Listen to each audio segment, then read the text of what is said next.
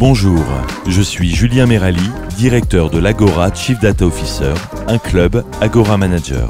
Vous écoutez les enfants de la data. Gouvernance, IA générative, conformité et acculturation, les enfants de la data, c'est le podcast qui s'adresse aux Chief Data Officers de grandes entreprises publiques et privées. Bonjour à toutes et tous, j'ai le plaisir aujourd'hui de recevoir Christophe Bonnefou. Christophe, tu es Global CDO de BNP One Factoring. Bonjour. Bonjour Julien et merci de l'invitation. Et merci à toi d'avoir accepté notre invitation, surtout qu'on s'était vu il y a quelques années. Maintenant, on va le compter en années sur l'acculturation data via la gamification. Donc c'est un projet, tu nous diras si c'est un projet que tu vas reprendre dans tes nouvelles fonctions, puisqu'aujourd'hui on va aborder un sujet qui est la création d'un nouveau data office au sein de BNP One Factoring. Avant de rentrer dans le détail de One Factoring, de la création de ce nouveau data office, est-ce que tu peux revenir brièvement sur ton parcours ? Le parcours, il est très simple. Je suis quelqu'un qui a fait des études en mathématiques, en finance, data science, et je me suis formé à l'actuariat. Et après, j'ai eu la chance d'évoluer dans différents cabinets de conseil, donc les grands, Arthur Andersen, EY et Accenture, avant de rejoindre BNP il y a 8 ans, donc en 2018, pour créer le Data Office d'Asset Management. Et puis 5 ans plus tard, à la demande de Laurent David, celui du métier de la facturage. Alors justement, la facturage, est-ce que tu peux nous présenter et c'est démocratiser un petit peu ce qu'est BNP One Factoring ? Alors la facturage, c'est un des plus vieux métiers de la banque. Okay. Ça consiste à financer l'économie court terme. Et donc, que tu sois un grand corporate ou une PME, que tu sois une entreprise française ou internationale, tu peux avoir besoin de liquidité et d'un financement court terme. Et donc, pour faire ça, tu cèdes les factures que tu as adressées à tes clients. Et donc, nous, on les achète. Et comme on a tout un dispositif à la fois de qualification de risque, un dispositif et des équipes pour faire du recouvrement, on achète ces factures, on met un spread forcément, et on se rémunère de cette manière-là. Et côté client, lui, au lieu d'attendre 30, 60 et de devoir faire face à ce recouvrement et à ce risque, lui, il reçoit ses liquidités en 4 ou 8 heures. Donc forcément, c'est efficace. Grosse facilité de trésor pour les entreprises. Et donc ça aide, les corporates connaissent ce dispositif et on aide les sociétés en croissance. Donc les startups font appel à ce type de financement, mais pas que. Voilà, les cabinets de conseil et de nombreuses, du moins surtout les corporates quand même. Oui. Alors, on l'a dit, en tout cas tu l'as dit, c'est pas ta première création de data office. Quelle est la différence entre cette création du Data Office chez One Factoring et la création du Data Office que tu as fait chez BNP Asset Management ? S'il y a des grands points différenciants, ce seraient lesquels ? Alors, les points communs, c'était 2 métiers qui étaient en complète transformation. Quand je suis arrivé chez Asset Management, on était en train de migrer vers la solution de BlackRock, on était en train de réfléchir à un référentiel produit, on était en train de réfléchir à l'implémentation d'une plateforme Big Data. GDPR était très très proche. Voilà. Donc on va dire les défis étaient nombreux et c'était une entreprise avec 82 filiales dans le monde et puis un niveau de maturité ou de gouvernance de données vraiment très très faible. Du moins, rien n'avait été fait, mais ce qui était normal à l'époque. Là, 5 ans plus tard, au sein de la facturage, l'écosystème il est un peu plus petit. On parle de 14 pays, donc 14 entités réparties en Europe, plus la Pologne, la Turquie, le Maroc. En termes de maturité, je retrouve les conditions de 2018. Et avec un complément, c'est 14 entités qui n'ont jamais vraiment travaillé ensemble, avec des systèmes complètement fragmentés, très indépendants. Alors, c'est ça, c'est comment c'était avant finalement. Tout à fait. Voilà. Très indépendant, très indépendant. Au-delà de la décentralisation, puisque tu as 14 entités qui ne travaillaient pas ensemble et ne travaillaient pas sur les mêmes systèmes ni avec les mêmes processus. Et là, l'idée du One Factoring, elle est très simple. C'est faire converger et harmoniser et proposer des solutions uniques qu'il s'agisse de core banking, qu'il s'agisse de CRM, qu'il s'agisse de gestion des risques, qu'il s'agisse de compta et de contrôle de gestion et de finance, et qu'il s'agisse de reporting, d'analytics, d'AI, ou on va dire, de partage des données relatifs à nos third parties. Voilà. Donc c'est une demande qui vient de la direction générale. Tout à fait. Tu as commencé il y a combien de temps à créer ce nouveau Data Office? Il y a 3 ans, c'était en septembre 2022. Ok, c'était quoi la feuille de route et c'était quoi les principaux enjeux Alors les enjeux du métier sont très simples à résumer, puisque ça consiste à satisfaire nos clients qui ont des demandes urgentes, express, volumineuses et des fois complexes. Ça consiste aussi à aller chercher des points d'efficience, parce qu'on imagine bien que dans ces processus métiers, il existe beaucoup de manualité, tout n'est pas automatique, les gens ont pris une certaine habitude de faire les choses et à certains moments, les flux de données, on aimerait que ça soit automatique et la vie a fait que beaucoup de manualité s'est installée. Et donc là, on se dit, il y a moyen d'automatiser, il y a moyen d'améliorer la qualité des données. Et donc là, le rôle du CDO devient assez prépondérant. Alors justement, sur la data en particulier, quelles sont les grandes typologies de data que vous traitez aujourd'hui chez One Factoring? Alors tout part de la facture. Ouais. C'est-à-dire à partir du moment où tu achètes une facture, donc tu imagines toutes les données que tu peux trouver sur une facture. Et puis après, derrière ça, tu as forcément les données liées au CRM, au processus client, donc à la connaissance du client. Donc là, de suite, tu es sur les données structurées et non structurées du process KYC, donc Know Your Client, puisque finalement, on ne fait pas du business si on ne connaît pas le client. Après, tu as la même chose côté fournisseur. On a des gros processus aussi fraude, puisqu'on ne doit pas acheter de fausses factures par nature. Donc ça, c'est notre propre risque opérationnel et financier. Puis après, derrière ça, tu as toutes les données de transactions.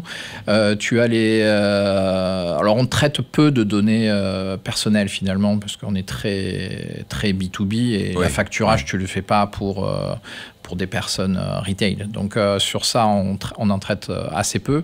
Par contre, c'est un métier où on traite quand même de nombreux documents. En fait, on traite beaucoup de la donnée non structurée, ne serait-ce qu'au moment des rapprochements.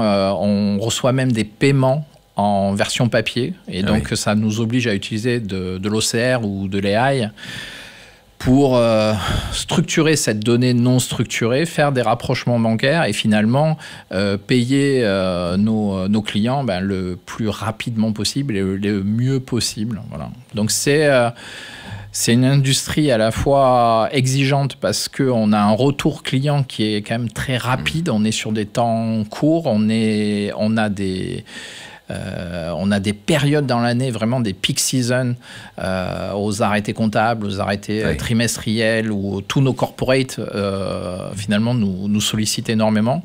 Et donc, on doit être prêt pour faire face à ces événements clients, en fait. Voilà. Alors, il y a 3 ans, tu as commencé avec tu as commencé avec combien de personnes dans ce nouveau Data Office et aujourd'hui, vous êtes combien? Alors, au départ, quand je suis arrivé, j'étais tout seul. Comme souvent. Et puis, la chance d'avoir cette feuille blanche, forcément, en faisant à la fois le tour des équipes, le tour des experts, le tour des pays, je me suis doté à la fois d'une équipe très resserrée au niveau de mes propres managers. Et puis, petit à petit, j'ai créé une communauté qui s'est élargie avec l'IT. Et là, en commun accord avec le DSI, on a créé une communauté data AI, que ça soit, on va dire, côté métier et côté IT. Voilà. Donc là, aujourd'hui, on a une communauté assez large, puisque je parle quasiment d'une 30aine de personnes, avec une bonne dizaine qui est basée en Inde, qui sont des développeurs IT, mais au service de la data et des produits data que l'on construit. Et là, ça devient intéressant. C'est-à-dire que l'idée, ça a été de suite de bâtir une team. Et donc, on passe du temps à expliquer les enjeux, d'expliquer qu'est-ce qu'on construit et d'obtenir l'engagement de chacun sur ce qu'il fait et finalement sur les enjeux qui même les dépassent en fait. Et donc on leur explique ça et finalement ça fonctionne assez bien. Et donc la relation là, avec les équipes IT et les équipes data se passe bien? Ah, très très bien. Et les équipes IT sont à l'aise avec les directives data est-ce que voilà, la compréhension finalement entre les deux métiers, on sait que parfois c'est pas toujours évident dans les entreprises. Qu'est-ce qui fait en 2 mots que selon toi ça se passe bien aujourd'hui? Alors, je voudrais être humble, mais c'est déjà la rencontre de 2 personnes. Ouais. Donc, j'ai un IT stream leader qui a très bien compris à la fois l'ambition et l'impulsion que je voulais donner en septembre 2022. Et finalement, on a teamé très vite, en fait. Voilà. Et on s'est très, très vite compris. On a construit finalement à la fois la roadmap, les release management, la notion de produit. Il a vu que j'étais à la fois capable de fixer des ambitions qui étaient réalistes pour lui en tant qu'IT, réaliste pour les personnes qui l'encadraient en termes de dev, de test ou de mise en prod. Et donc, à partir du moment où je suis clair sur mon ambition et sur les résultats que j'ai envie d'obtenir, ben, finalement, on s'accorde assez vite sur les dates de mise en prod des différents produits, etc., etc. Et finalement, ça fonctionne très bien. Alors, tu es membre du COMEX. Aussi, oui. Qu'est-ce que ça change fondamentalement dans ton quotidien, dans tes prises de décision? Est-ce que ça te permet d'aller plus vite, d'avoir plus de relations et de faire remonter en tout cas les besoins du métier? On va revenir sur la relation avec les métiers, mais qu'est-ce que ça t'apporte fondamentalement d'être au COMEX?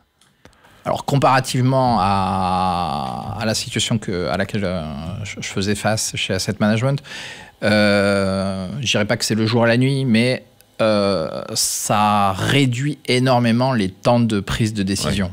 C'est-à-dire que forcément, le COMEX, c'est dans sa version la plus réduite, je suis en train de parler de 6 à 8 personnes. Ça veut dire que tous les vendredis, on discute des enjeux de l'entreprise. Donc forcément, tu es conscient de ces enjeux tous les vendredis matins. Tu analyses comment la feuille de route data peut ou pas y répondre. Et donc forcément, tu peux interpeller tout un chacun sur tes propres prises de décision. Comment finalement tu peux compter sur eux pour arbitrer des sujets ou au contraire en accélérer d'autres. Et ça, c'est intéressant parce que finalement, en très peu de temps, on arrive à s'aligner. On arrive à débattre soit d'arbitrage, de renonciation ou de choses qu'on doit accélérer. Et ça, c'est appréciable. Ouais. Alors, dans les grandes étapes de cette création de Data Office, donc la direction générale t'a donné une feuille de route et en même temps une feuille blanche sur laquelle il fallait écrire le projet. Dans quel ordre t'as pris les choses? T'es allé voir les métiers? T'es finalement, avant d'écrire ta feuille de route, t'as écrit ta feuille de route et ensuite t'es allé voir les métiers. Comment ça s'est passé? Alors, il y avait quand même une urgence. Il y avait l'urgence d'avoir ce fameux référentiel tiers. Il y avait une urgence de rationaliser le sourcing auprès de nos market data providers. Donc, il fallait déjà répondre à cette première urgence.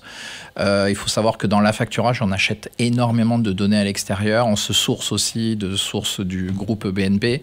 Mais il y avait une rationalisation à faire. Donc ça, il a fallu convaincre du projet, que c'était faisable, que les solutions technologiques existaient, passer par moult instances de gouvernance technique et métier, et montrer qu'on avait les idées claires en termes de release management, de features à développer, et même de capacité à faire, puisque comme je le disais tout à l'heure, on a fait confiance à une équipe d'une petite dizaine de personnes en Inde. C'est assez nouveau. On l'a fait, on a eu raison de le faire comme ça et ça fonctionne. Aujourd'hui, on montre que ça fonctionne. C'était pas évident il y a 3 ans. Là, aujourd'hui, on a montré que ça fonctionne et que ça fonctionne même très bien. Donc ça a été le premier sujet. Deuxième sujet, c'était toute la partie analytique, reporting. Le monde de l'affacturage est un monde où depuis 35 ans, le shadow IT a pu se développer. Et donc, il fallait professionnaliser, il fallait montrer la valeur aussi de solutions du marché, de solutions qui permettent à tout un chacun de faire aussi bien de la self-BI que de faire du reporting et du dashboarding, mais avec les outils de maintenant et pas uniquement Excel. Voilà, donc ça a été un deuxième chantier et on est en train... là aussi d'acculturer et de montrer que ça fonctionne et qu'il y a autre chose que Excel pour faire les choses et pour finalement, là aussi, produire de la valeur, utiliser encore plus les données dont on dispose, pouvoir les croiser et donc désiloter l'organisation et le sourcing des données clés à l'entreprise. Voilà, donc ça a été les deux premiers chantiers, pas uniques, hein, puisque... Après, il a fallu mettre une gouvernance décentralisée pour que ce soit les sujets GDPR ou l'IACT. Il a fallu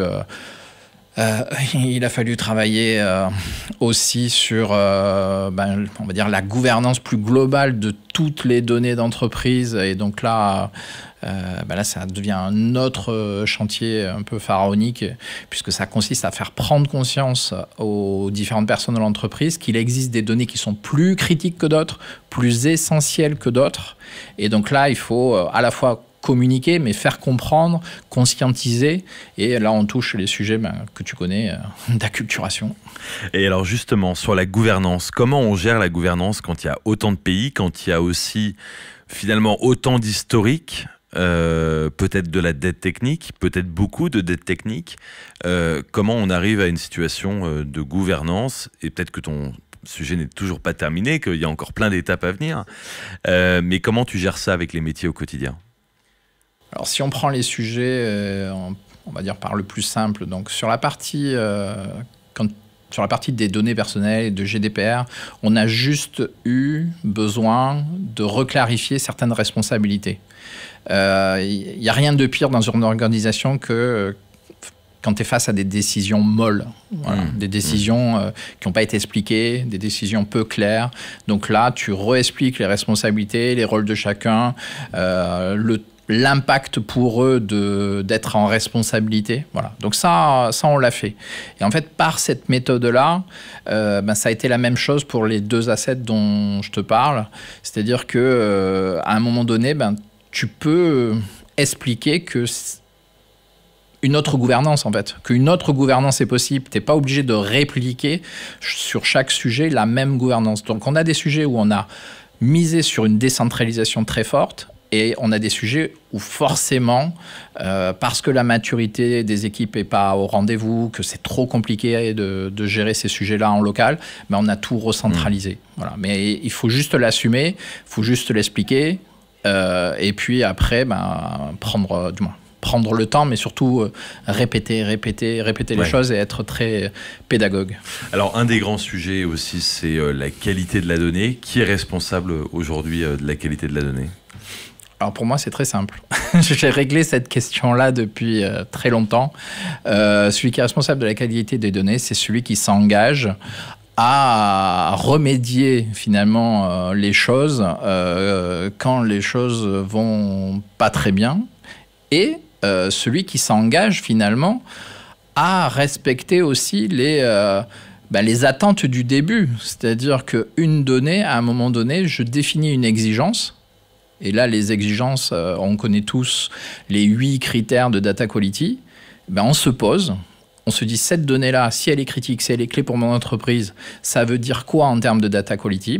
Et s'il faut qu'elle soit à 100% complète, à 100% accurate, à 100% valide, etc., etc. Celui qui va s'engager par rapport à ce contrat-là devient le responsable de la qualité de ces données-là. Et j'ai l'habitude de dire qu'un Chief Data Officer ne peut pas s'engager finalement seul, ça c'est évident, mais il peut pas être son engagement ne peut pas être supérieur à la somme des engagements de tous ces responsables de la qualité de données. Donc c'est les métiers pour toi qui sont responsables de la qualité. Il faut. Et après, c'est ce que disent souvent les CDO, mais après dans la réalité, on voit que parfois il y a un décalage. Alors il y a un décalage et à la rigueur c'est normal. Ouais. Le décalage, il vient de deux choses. C'est-à-dire qu'il y a des métiers qui vont déléguer leurs responsabilités à d'autres. Simplement que cette délégation, souvent, elle est peu claire. Pourquoi on délègue ? On délègue souvent auprès d'équipes en middle et back-office. Par exemple, un exemple très simple que tout le monde va comprendre, quand j'étais chez Asset Management, dire à un trader, dire à un gérant de fonds, tu es responsable de la qualité de données, pour des personnes qui sont vraiment en front sur l'activité, c'est très compliqué. Ils savent qu'ils sont responsables. C'est presque une insulte, quoi. Alors, je dirais pas ça, mais ils savent qu'ils le sont. Est-ce qu'ils ont le temps de le faire? Et est-ce que leur ROI de leur temps doit aller vers ça? J'y crois pas. Par contre, on a mis en place un système que c'est le trader, c'est le gérant qui définit les expectations en termes de data quality. Après, c'est le middle et le back-office qui gèrent les choses opérationnellement. Mais ça, si tu le dis pas clairement en disant les traders et les gérants restent accountable, restent responsables des choses, mais par contre, avec dans le côté maker, c'est une autre équipe qui se trouve ailleurs. Voilà, si tu enlève les ambiguïtés et le flou dans la gouvernance, ça se passe et les choses s'améliorent. Par contre, de continuer à dire que c'était les gérants et les traders qui étaient responsables de tout, que c'était eux qui devaient remédier, etc., c'était faux. Et on faisait fausse route. Alors, il y a aussi un grand sujet, on l'a abordé il y a pas longtemps, c'est la valeur du data office, c'est la valorisation de la donnée. Est-ce qu'aujourd'hui, ça fait 3 ans que tu as monté ce data office, est-ce que vous arrivez à démontrer la valeur? Et je vais peut-être aller plus loin, est-ce que, vu qu'il a été créé il n'y a pas si longtemps que ça, peut-être a-t-il été pensé value by design? Comment vous abordez ce sujet-là? Alors, comme je suis un héroïste convaincu, on va dire que oui, by design, je l'ai designé pour qu'ils produisent de la valeur. Pour qu'ils produisent de la valeur, j'ai demandé à mes équipes d'être en responsabilité sur 2 assets. Donc, la partie référentiel tiers et market data sourcing. Donc là, j'ai une product owner qui est en pleine responsabilité sur ce produit-là, sur le release, sur les tests même de cet asset. Idem pour la plateforme d'analytique et de reporting. Il y a notre PO qui s'occupe à la fois du pipeline des cas d'usage qui lui arrivent, de la faisabilité des choses et du sourcing, puisque finalement c'est une plateforme qui va consolider et agréger une dizaine de sources de données. Il est en responsabilité sur cette plateforme. Donc la valeur que délivre cette plateforme, il a la main dessus. S'il décide de la plugger à une seule source, ça produira la valeur escomptée. Par contre, s'il y en a 10, forcément, il y aura encore plus de valeur qui va s'en dégager.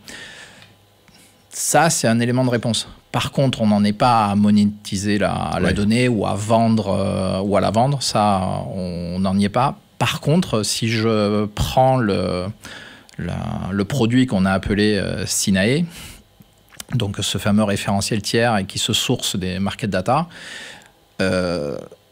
6 mois après mon arrivée, j'ai expliqué la valeur de cet asset simplement en expliquant là aussi au general manager, voilà, on a fait une analyse de vos dépenses en market data, on a fait une analyse du processus d'achat de ces market data et via cet outil, on s'est engagé à réduire la facture d'achat des market data par une meilleure réutilisation des données qu'on venait juste d'acheter. Et au lieu d'empiler finalement les données de manière quotidienne qu'on achète, là, on mettait en place un outil qui analyse si les données qu'on demande le mardi, on ne les a pas juste achetées la veille. Voilà. Et donc ça, c'était des choses peut-être simples, mais qui n'étaient pas en place en fait. Voilà. Et donc, tu l'attrapes par les coûts, tu l'attrapes par les contrats, mais tu l'attrapes en te plongeant dans le sujet. Et je peux te dire, il y avait un ROI, il y a de la valeur à aller chercher. Et ce qu'on fait, on est toujours drivé par ce type d'éléments. Alors, dernière question, parce qu'après le temps file, on pourrait y passer quelques heures sur tous ces sujets-là. Mais dernière question, tes prochains projets, on parle beaucoup d'IA, donc forcément, je vais te poser la question. Mais comme finalement le Data Office est assez récent, peut-être a-t-il là aussi embarqué l'IA dès le début. Voilà, tes prochaines grandes étapes. Alors, Via l'arrivée de Su Yang, donc le patron de l'IA chez BNP, et puis les progrès que le groupe a fait depuis un an, c'est sûr que l'arrivée des LLM as a service, l'arrivée de nouveaux services côté ITG nous interroge. Et là, maintenant que les services sont prêts, on va dire, il n'y a plus qu'à trouver finalement le matching entre ces services IT et des besoins métiers. Donc là, ça devient intéressant parce que l'approche, elle est presque inversée. C'est-à-dire que c'est ITG qui a fait l'effort de construire une plateforme et donc un LLM as a service qui passe beaucoup de temps à expliquer, à acculturer finalement les métiers sur la puissance de cette plateforme. Tous les mois, donc j'ai l'occasion d'être en Stirco avec Su Yang. Toutes les semaines, ces équipes acculturent et développent là aussi tout ce nouveau vocabulaire, parce que finalement, derrière GenAI se cachent des fois même des concepts assez simples. Bien sûr. Mais on se sert finalement de cette nouvelle plateforme pour se dire, tiens, à quelle occasion je pourrais avoir, ou en tout cas sur quel processus métier, je pourrais avoir l'opportunité d'utiliser tel ou tel service. Et donc, je dirais que l'approche est assez inversée, c'est-à-dire qu'on part moins du besoin interne. Là, on est face à quelque chose qui existe, qui est opérationnel, qui est en prod. Qu'est-ce qu'on peut faire avec ça ? Qu'est-ce qu'on peut faire avec ça ? Ouais. Voilà. Et donc là, ça devient assez intéressant. Et de la manière dont le groupe s'y prend, finalement, c'est une bonne chose, puisque on n'est pas en train de rêver debout. On sait ce que le groupe a développé, on sait ce qui marche ou marche pas. Et finalement, c'est au métier de s'accaparer ce langage-là et de se prononcer sur la valeur qu'ils y voient. Alors, il y a des cas d'usage très simples. Ça va de la traduction, ça va de la génération d'images en vidéo, ça va sur il y a des services que propose ITG où on voit bien que ça va changer la donne pour des actions de change management. Voilà, ça, c'est très prometteur, moi j'y crois beaucoup. Et vu les montants que l'on investit dedans, il faut que ça produise de la valeur. Il faut que ça produise derrière, ouais. Comme les data office, finalement, c'est la même problématique. Merci beaucoup, Christophe Bonnefou, pour cette interview. Je rappelle que tu es Global Chief Data Officer de BNP One Factoring. Peut-être qu'on se reverra à la prochaine création d'un nouveau data office dans le groupe BNP. Merci, tout cas, d'ici là, bonne route et bonne chance dans tous ces beaux projets. Merci à vous de nous avoir écoutés pour cet épisode des Enfants de la Data. À bientôt, au revoir. Retrouvez-nous sur toutes les plateformes d'écoute, sur YouTube et sur le site Agora Managers TV. Et bien sûr, sur LinkedIn, en suivant la page Agora Chief Data Officer.